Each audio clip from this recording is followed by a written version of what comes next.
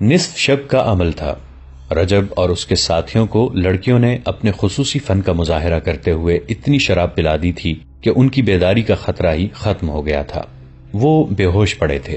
لڑکیوں نے سفر کے لیے سامان باندھ لیا، 3 گھوڑوں پر زینے کسی سوار ہوئیں اور اس نرم زمین پر گھوڑوں کو ڈال دیا جو انہوں نے دن کے وقت دیکھی تھی۔ اس خطے کے ایک حصے میں 4 حبشی موجود تھے، لیکن وہ سوئے ہوئے تھے اور دور تھے۔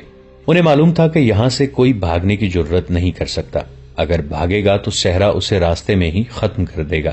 مگر لڑکیاں اس ہولناک قید خانے سے نکل گئیں۔ وہ اسی راستے سے فلسطین جانا چاہتی تھیں جس سے رجب انہیں یہاں لایا تھا۔ وہ تھیں تو غیر معمولی طور پر ذہین اور انہیں عسکری تربیت بھی دی گئی تھی، مگر انہیں یہ علم نہیں تھا کہ صحرا میں اس قدر فریب چھپے ہوئے ہیں جو دانش مندوں کو بھی عقل کا اندھا کر دیا کرتے ہیں۔ اتنے طویل صحرائی سفر پر لوگ قافلوں کی صورت میں نکلا کرتے تھے اور ان کے پاس صحرا کی ہر آفت کا مقابلہ کرنے کا اہتمام ہوتا تھا۔ رات کے وقت تو صحرا سرد تھا۔ لڑکیوں نے اس جگہ سے کچھ دور تک گھوڑوں کو آہستہ آہستہ چلایا، پھر ایڑ لگا دی۔ گھوڑے سرپٹ دوڑنے لگے۔ بہت دور جا کر انہوں نے گھوڑوں کی رفتار کم کر دی۔ باقی رات گھوڑے اسی رفتار پر چلتے رہے۔ صبح طلوع ہوئی اور جب سورج اوپر آیا تو لڑکیوں کے ارد گرد ریت کے گول گول ٹیلے تھے اور ان سے آگے ریتلی مٹی کی اونچی اونچی پہاڑیاں کھڑی تھیں۔ کوئی راستہ نہ تھا۔ انہوں نے سورج سے اپنی سمت کا اندازہ کیا اور ٹیلوں کی بھول بھلائیوں میں داخل ہو گئیں۔ گھوڑے پیاسے تھے، لیکن ہر گھوڑے پر پانی کا ایک ایک چھوٹا مشکیزہ تھا جو ایک دن کے لیے بھی کافی نہیں تھا۔ گھوڑوں کو کہاں سے پانی پلایا جاتا؟ لڑکیاں کسی نخلستان کی تلاش میں چلتی چلی گئیں۔ سورج اوپر اٹھتا گیا اور صحرا کو دوزخ بناتا گیا۔ نخلستان کا کہیں نشان اور تصور بھی نظر نہیں آتا تھا۔ رجب اور اس کے ساتھی سورج طلوع ہونے کے بعد بھی نہ جاگے۔ وہ تو بے ہوشی کی نیند سوئے ہوئے تھے۔ پیروہت اپنے 3 حبشیوں کے ساتھ آیا۔ اس نے سب سے پہلے لڑکیوں کے خیمے میں دیکھا۔ خیمہ خالی تھا۔ اس نے رجب کو جگایا اور کہا، دونوں لڑکیاں میرے حوالے کر دو۔ رجب ہڑبڑا کر اٹھا اور پیروہت کو قائل کرنے کی کوشش کرنے لگا کہ وہ ان لڑکیوں کو ضائع نہ کرے۔ اس نے اسے تفصیل سے بتایا کہ ان لڑکیوں سے کام کیا لینا ہے، مگر پیروہت نے اس کی ایک بھی بات نہ مانی۔ رجب نے اپنے ساتھیوں کو جگانا چاہا تو حبشیوں نے اسے پکڑ لیا۔ پیروہت نے پوچھا، لڑکیاں کہاں ہیں؟ رجب نے وہیں سے لڑکیوں کو پکارا تو اسے کوئی جواب نہ ملا۔ خیمے میں جا کر دیکھا، انہیں ادھر ادھر دیکھا، وہ کہیں نظر نہ آئی۔ اچانک نظر زینوں پر پڑی، تینوں زینیں غائب تھیں۔ گھوڑے دیکھے تو 3 گھوڑے غائب تھے۔ رجب نے پیروہت سے کہا، وہ تمہارے ڈر سے بھاگ گئی ہیں، تم نے بڑے کام کی لڑکیوں کو بھگا دیا ہے۔ انہیں تم نے بھگایا ہے، پیروہت نے کہا اور اپنے 3 حبشیوں سے رجب کے متعلق کہا، اسے لے جا کر باندھ دو، اس نے انگوگ کے دیوتا کو پھر ناراض کر دیا ہے۔ اچھے سواروں کو بلاؤ اور لڑکیوں کا پیچھا کرو، وہ دور نہیں جا سکتی۔ رجب کے احتجاج اور منت سماجت کو نظر انداز کرتے ہوئے حبشی اسے اپنے ساتھ لے گئے اور ایک درخت کے ساتھ اسے اس طرح باندھ دیا کہ اس کے ہاتھ پیٹھ پیچھے بندھے ہوئے تھے۔ اس کے سوئے ہوئے ساتھیوں کے ہتھیار اٹھا لیے گئے اور پھر انہیں جگا کر دھمکی دی گئی کہ وہ یہاں سے ہلے تو قتل ہو جائیں گے۔ تھوڑی دیر بعد 6 گھڑ سوار اور شتر سوار آ گئے۔ انہیں لڑکیوں کے تعاقب میں روانہ کر دیا گیا۔ ریت پر 3 گھوڑوں کے قدموں کے نشان صاف تھے۔ اسی سمت کو یہ حبشی سوار انتہائی رفتار سے روانہ ہو گئے۔ لڑکیوں کو پکڑنا آسان نہیں تھا کیونکہ فرار اور تعاقب میں 8-10 گھنٹوں کا فرق تھا۔ حبشی سواروں کو یہ سہولت حاصل تھی کہ وہ صحرا کے بھیدی تھے اور مرد تھے، سختیاں جھیل سکتے تھے۔ آگے جا کر انہیں یہ مشکل پیش آئی کہ ہوا چل رہی تھی جس نے ریت اڑا اڑا کر گھوڑوں کے کھرے غائب کر دیے تھے، پھر بھی وہ اندازے پر چلتے گئے۔ 3-4 گھنٹوں کے تعاقب کے بعد انہیں ایک طرف سے آسمان پر افق کے کچھ اوپر تک مٹیالی سرخی دکھائی دی جو اوپر اٹھتی اور آگے بڑھتی آ رہی تھی۔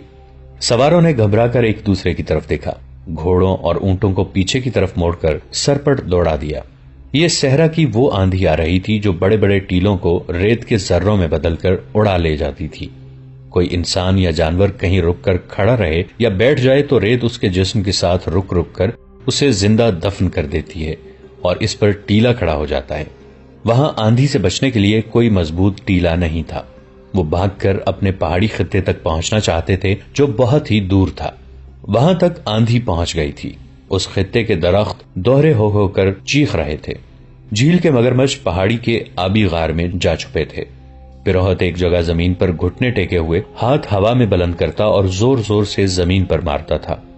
ہر بار بلند آواز سے کہتا تھا، انگوک کے دیوتا اپنے قہر کو سمیٹ لے، ہم دو بہت ہی خوبصورت لڑکیاں تیرے قدموں میں پیش کر رہے ہیں۔ وہ اس آندھی کو دیوتا کا قہر سمجھ رہا تھا۔ صحرا اور آندھی کا چولی دامن کا ساتھ تھا، لیکن سرخ اور ایسی تیز و تند آندھی کبھی کبھی چلا کرتی تھی۔ لڑکیوں کو بھی آندھی نے لپیٹ میں لے لیا تھا، ان کے لیے کوئی آڑ اور اوٹ نہیں تھی۔ وہ حبشیوں کے خطرے سے تو بہت دور نکل گئی تھی، مگر صحرا کے ایسے خطرے میں آ گئیں جو ان کے لیے جان لیوا ثابت ہو سکتا تھا۔ ان کے لیے دوسری مصیبت یہ آئی کہ ریت کی بوچھاڑوں اور آندھیوں کے زناٹوں سے گھبرا کر تینوں گھوڑے منہ زور اور بے لگام ہو کر دوڑ پڑے۔ وہ چونکہ اکٹھے برکے تھے، اس لیے اکٹھے ہی دوڑتے جا رہے تھے۔ اس سے یہ فائدہ تو ہوا کہ ریت میں دب جانے کا خطرہ نہ رہا، مگر یہ معلوم نہیں تھا کہ بے لگام گھوڑے کہاں جا رکیں گے اور وہ جگہ اصل راستے سے کتنی دور ہوگی۔ لڑکیوں میں اتنی ہمت نہیں تھی کہ گھوڑوں کو قابو کر لیتی، اور گھوڑوں میں اتنی ہمت نہیں تھی کہ زیادہ دوڑ سکتے۔ وہ پیاسے تھے اور آدھی رات سے مسلسل چل رہے تھے۔ تھکن اور پیاس گھوڑوں کو بے حال کرنے لگی۔ ایک گھوڑا منہ کے بل گرا، اس کی سوار لڑکی ایسی گری کہ گھوڑا اٹھا، اور جب پھر گرا تو لڑکی اس کے نیچے آ گئی۔ اسے مرنا ہی تھا۔ کچھ اور آگے گئے تو ایک گھوڑے کا تنگ ڈھیلا ہو گیا، زین ایک طرف لڑک گئی، اس کی سوار اسی پہلو پر گری، مگر بایاں پاؤں رکاب میں پھنس گیا۔ لڑکی زمین پر گھسیٹتی جانے لگی۔ تیسری لڑکی اس کی کوئی مدد نہیں کر سکتی تھی، اس کا اپنا گھوڑا بے قابو تھا۔ وہ اپنی ساتھی کی چیخیں سنتی رہی، پھر چیخیں خاموش ہو گئیں اور وہ لڑکی کی لاش کو گھوڑے کے ساتھ زمین پر جاتا دیکھتی رہی۔ اس پر دہشت طاری ہو گئی۔ وہ کتنی ہی دلیر کیوں نہ تھی، آخر لڑکی تھی۔ زور زور سے رونے لگی۔ ڈھیلی زین والا گھوڑا یک لخت رک گیا۔ تیسری لڑکی اپنا گھوڑا روک نہ سکی۔ اس نے پیچھے دیکھا، آندھی میں اسے کچھ نظر نہ آیا کہ اس گھوڑے کا حشر کیا ہوا ہے۔ لڑکی تو یقیناً مر چکی تھی۔ تیسری لڑکی اکیلی رہ گئی۔ اس نے رکابوں سے پاؤں ذرا پیچھے کر لیے۔ اس کی دہشت زدگی کا یہ عالم تھا کہ اس نے گھوڑے کی لگام چھوڑ کر ہاتھ آسمان کی طرف اٹھا کر جوڑ دیے اور گلا پھاڑ کر خدا کو پکارنے لگی، میرے عظیم خدا، آسمانوں کے خدا، میرے گناہ معاف کر دے، میں گنہگار ہوں، میرا بال بال گنہگار ہے، گناہ کرنے آئی تھی، میں نے گناہوں میں پرورش پائی ہے، میرے خدا، میں اس وقت بہت چھوٹی تھی جب مجھے بڑوں نے گناہوں کے راستے پر ڈالا تھا، انہوں نے مجھے گناہوں کے سبق دیے، جوان کیا اور کہا کہ جاؤ مردوں کو اپنے حسن اور جسم سے گمراہ کرو، ان کے ہاتھوں انسانوں کو قتل کراؤ، جھوٹ بولو، فریب دو اور بدکار بن جاؤ۔ انہوں نے بتایا تھا کہ یہ صلیب کا فرض ہے، تم پورا کرو گی تو جنت میں جاؤ گی۔ وہ پاگلوں کی طرح چلا رہی تھی اور اس کے گھوڑے کی رفتار گھٹتی جا رہی تھی۔ زارو قطار روتے ہوئے اس نے خدا سے کہا، تیرا جو مذہب سچا ہے مجھے اسی کا معجزہ دکھا۔ اس کے عقیدے متزلزل ہو گئے تھے۔ گناہوں کے احساس نے اس کے دماغ پر قابو پا لیا تھا، موت کے خوف نے اسے فراموش کر دیا تھا کہ اس کا مذہب کیا ہے۔ اسے اپنا ماضی گناہوں میں ڈوبا ہوا نظر آ رہا تھا اور اس کے دل میں یہ احساس بیدار ہوتا جا رہا تھا کہ وہ مردوں کے استعمال کی چیز ہے اور اسے دھوکے اور فریب کے لیے استعمال کیا جا رہا ہے، اور اب سزا صرف اس اکیلی کو مل رہی ہے۔ اسے غشی کی لہر آئی اور گزر گئی۔ اس نے دھاڑ ماری اور سر کو جھٹک کر بلند آواز سے کہا، میری مدد کر میرے خدا، میں ابھی مرنا نہیں چاہتی۔ اور اس کے ساتھ ہی اسے یاد آ گیا کہ وہ یتیم بچی ہے۔ موت کے سامنے انسان ماضی کی طرف بھاگتا ہے، جو انسانی فطرت کا قدرتی رد عمل ہے۔ اس جوان لڑکی نے بھی ماضی میں پناہ لینے کی کوشش کی، مگر وہاں کچھ بھی نہ تھا۔ ماں نہیں تھی، باپ نہیں تھا، کوئی بہن بھائی بھی نہیں تھا۔ اسے یہی کچھ یاد آیا کہ صلیبیوں نے اسے پالا، اس راہ پہ ڈالا جہاں وہ ایک بڑا ہی حسین دھوکہ بن گئی تھی۔ اسے اپنے آپ سے نفرت ہونے لگی، وہ اب بخشش چاہتی تھی۔ اسے غشی آنے لگی۔ گھوڑے کی رفتار اتنی سست ہو گئی تھی کہ وہ بمشکل چل رہا تھا اور اس کے ساتھ آندھی بھی تھمنے لگی۔ لڑکی ہوش کھو بیٹھی تھی۔ سلطان ایوبی نے سرحد کے ساتھ ساتھ گشتی پہرے کا انتظام کر رکھا تھا۔ ان میں سے 3 دستوں کا ہیڈ کوارٹر سوڈان اور مصر کی سرحد سے 4-5 میل اندر کی طرف تھا۔ ہیڈ کوارٹر کے خیمے ایسی جگہ نصب کیے گئے تھے جہاں آندھیوں سے بچنے کی اوٹ تھی، مگر اس آندھی نے ان کے خیمے اڑا پھینکے تھے۔ گھوڑوں اور اونٹوں کو سنبھالنا مشکل ہو گیا تھا۔ آندھی رکی تو سپاہی خیمے وغیرہ سنبھالنے میں مصروف ہو گئے۔ ان 3 دستوں کا کمانڈر ایک ترک احمد کمال تھا۔ وہ ایک خوبرو اور گورے رنگ کا تنومند آدمی تھا۔ وہ بھی آندھی رکتے ہی باہر آ گیا اور ساز و سامان اور جانوروں کا جائزہ لے رہا تھا۔ فضا گرد سے صاف ہو گئی تھی۔ ایک سپاہی نے ایک طرف اشارہ کر کے اسے کہا، کماندار، وہ گھوڑا اور سوار ہمارا تو نہیں؟ ہم نے ابھی لڑکیوں کو فوج میں شامل نہیں کیا، احمد کمال نے جواب دیا۔ وہ لڑکی معلوم ہوتی ہے، بال بکھرے ہوئے صاف نظر آ رہے ہیں۔ وہ اسی سپاہی کو ساتھ لے کر دوڑ پڑا۔ ایک گھوڑا سر نیچے کیے نہایت ہی آہستہ آہستہ آ رہا تھا۔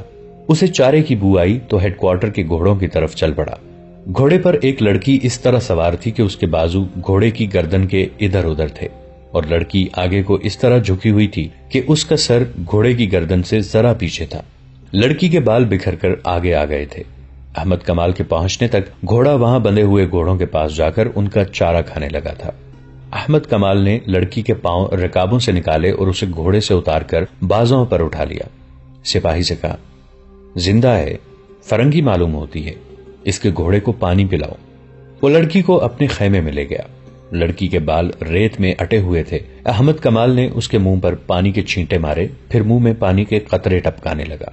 لڑکی نے آنکھیں کھول دیں۔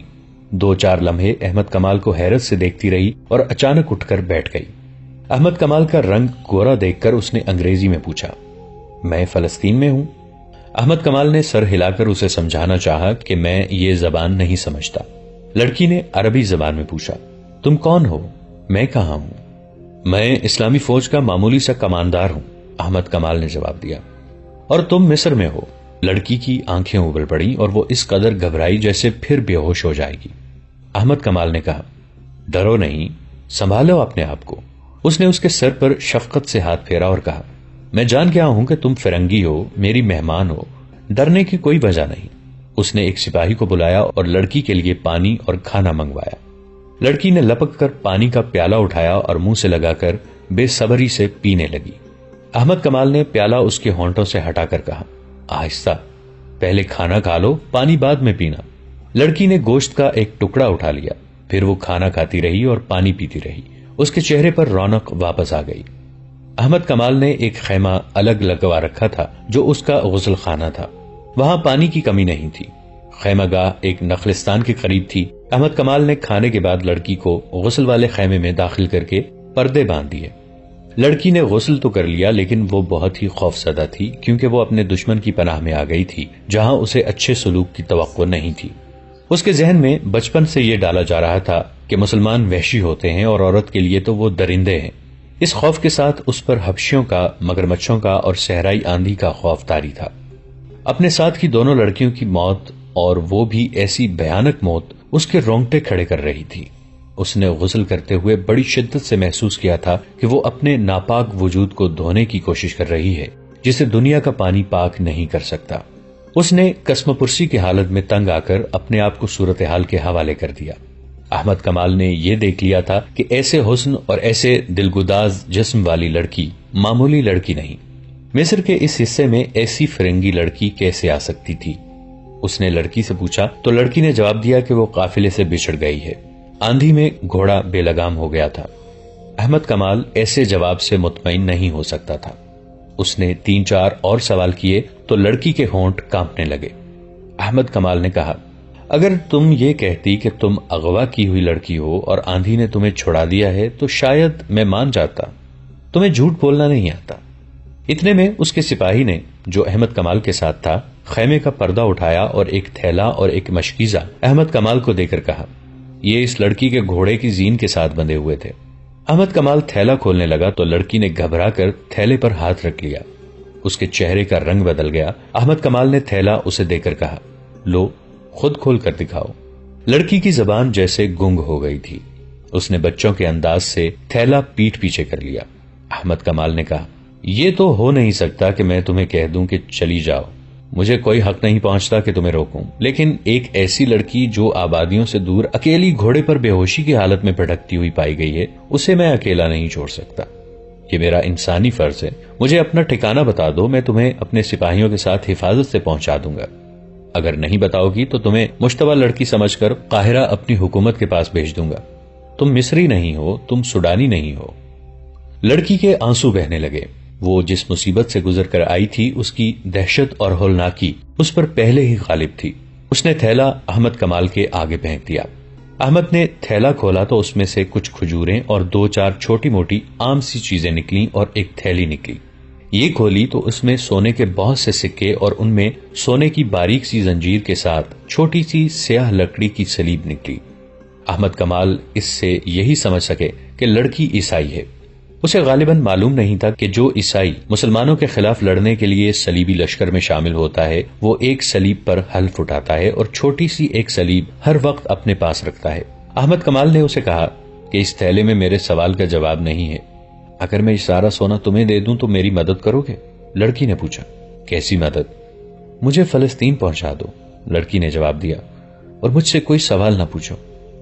میں فلسطین تک بھی پہنچا دوں گا لیکن سوال ضرور پوچھوں گا۔